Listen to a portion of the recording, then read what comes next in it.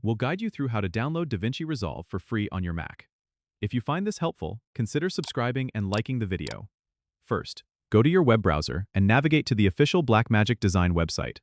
Once there, look for the DaVinci Resolve section, usually found under the Products or Software tab. Click on it, and you'll be presented with options for DaVinci Resolve and DaVinci Resolve Studio. Make sure you choose the free version, which is simply labeled as DaVinci Resolve. Next, you'll see a download button.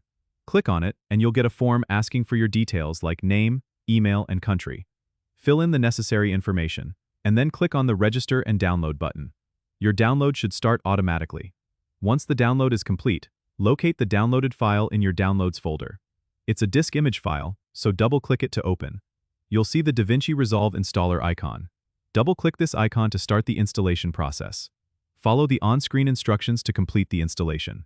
You'll need to agree to the terms and conditions and possibly enter your system password for the installation to proceed. Once the installation is complete, you'll find DaVinci Resolve in your Applications folder. Open it up, and you're ready to start editing with this powerful software. Don't forget to subscribe and comment if this helped you out.